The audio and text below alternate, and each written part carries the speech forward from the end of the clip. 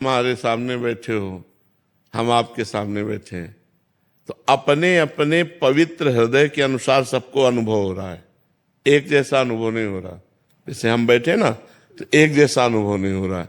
किसी को संत नजर आ रहे हैं, किसी को भगवान नजर आ रहे हैं, किसी को गुरुदेव नजर आ रहे हैं, किसी को एक बढ़िया व्यक्ति नजर आ रहा है। अलग अलग दृष्टि है, जितनी हमारी हृदय की क्षमता है। लेकिन असलियत में हम क्या है, ये तो भगवान जानते हैं या हम जानते हैं। असलियत में हमारी स्थिति क्या है, ये हमारे भगवान जानते हैं, गुरु जी जानते हैं या हम जानते हैं, और कोई नहीं जानता है। और अपनी अपनी बुद्धि के अनुसार जानते हैं। ये जाकी रही भावना जैसी, प्रभु मूरत देखी तिन तैसी। आपकी जितनी स्थिति है उतने ही आप देख पाएंगे। तो हमारी जितनी लेवल है हम उतने तो देख पाएंगे। तो महापुरुषों को हम कैसे पहचान सकते हैं?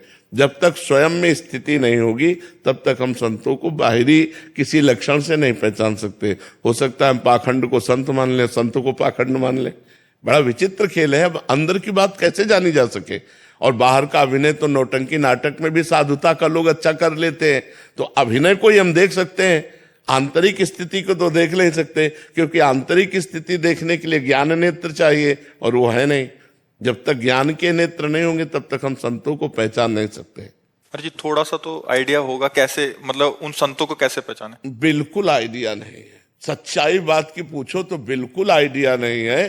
काल ने मिने जब संत वेश धारण किया तो हनुमान जी ज्ञानी नाम अग्रगण्यम है ना, बुद्धिमताम वरिष्ठम, ज्ञानी नाम अग्रगण्यम बुद्धिमताम वरिष्ठम। वो भी जाके कालनेमी को प्रणाम किए और वो सब वर्णन करने लगा कि राम रावण का युद्ध हो रहा है, लक्ष्मण जी को। अब वो तो कालनेम सब जान। तो हनुमान जी ने कहा आप कैसे जानते हो? बोले तुमको भी ज्ञान हो जाएगा, हमसे गुरु दीक्षा ले लो। तो बोले गुरु दीक्षा हाँ दे दो। तो बोले नहा के आओ। हनुमान जी भी चक्कर में फंस गए थे ना। जब हम तुम तो मनुष्य हैं यार, वो ज्ञानी नाम अग्रगण्यम बुद्धिमान वरिष्ठम, वो उनको भी आइडिया नहीं हुआ कि ये राक्षस है। और उसने फंसा लिया हनुमान जी को। ये तो भगवान की लीला। एक मगरमच्छ जब वो खाने को दौड़ा तो उन्होंने मारा, तो वो देव रूप धारण करके बोला कि हमारा तो उद्धार हो गया आपके कर कमल से। ये जो बैठा है पाखंडी कालनेमी है, ये कोई साधु महात्मा नहीं। तब हनुमान जी का अच्छा, तो हिसाब किताब अभी हम कर देते हैं जा करके। फिर उसका उद्धार कर दिया।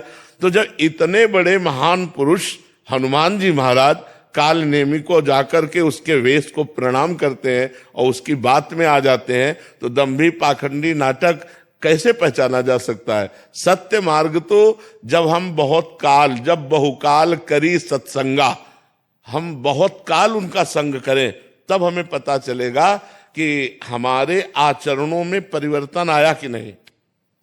फिर भी वो हम अपने से पहचानेंगे। अगर उनके संग से हमारा गंदा भाव छूटता है और हमारे अंदर अच्छे भाव आते हैं तो साधु हैं। हमारे गंदे आचरण छूटते गए, हमारा भगवान से प्रेम होने लगा, हमारा जीवन बदल गया, तो साधु संग हुआ। जिसके संग से हमारा जीवन बदल जाए, जिसके पास बैठने से हमारे हृदय को शांति मिलने लगे, जिनको देखने से ऐसा लगने लगे कि आज हमारा जीवन सफल हुआ, बस यही कुछ बाहरी बातें हैं। अन्यथा संत को पहचानना बड़ा कठिन है। देवर्षि नारद जी ने लिखा है, मात संगस्त दुर्लभ हो। महापुरुषों का संग मिलना बड़ा दुर्लभ है, और मिल जाए तो अगम्य पहचानना बड़ा कठिन है। क्योंकि बाहरी वेशभूषा ये सब नाटक में भी की जाती है, साधुता की स्थिति की पहचान होती है। वैसे वास्तविक भगवान ने साधुता की पहचान 15वें अध्याय में श्लोक में जो निर्माण अमोहा जित संग दोषा अध्यात्म नित्या विनिवृत्त कामा द्वंद्वैर विमुक्ता सुख दुख संगई, ये लक्षण पाने चाहिए। मान रहित हो, मोह रहित हो, किसी भी भोग का उसके अंदर आकर्षण न हो, निरंतर आत्मस्वरूप में स्थित हो, कोई कामना न हो, सुख दुख मान अपमान निंदा स्थिति में समान हो, ऐसा महापुरुष परम पद का अधिकारी होता है। पर अब ये सब बाहरी बातें हम देख सकते हैं, आंतरिक बातें देखने के लिए ज्ञान नेत्र चाहिए। इसीलिए कहा तो महापुरुषों को बिल्कुल आइडिया नहीं लग सकता कि कौन सही है कौन गलत है, वो भगवान ही जानते हैं। पर स्वामी जी, आपकी वाणी से बदलाव आता है तो निश्चय हमको अनुभव होता है कि सच्चे संत का क्या है, अपने आप ही बदलाव आने लगता है। अब हम सच्चे हैं कि कच्चे हैं ये हम तो नहीं कहते, लेकिन भगवान के हैं ये पक्के हैं।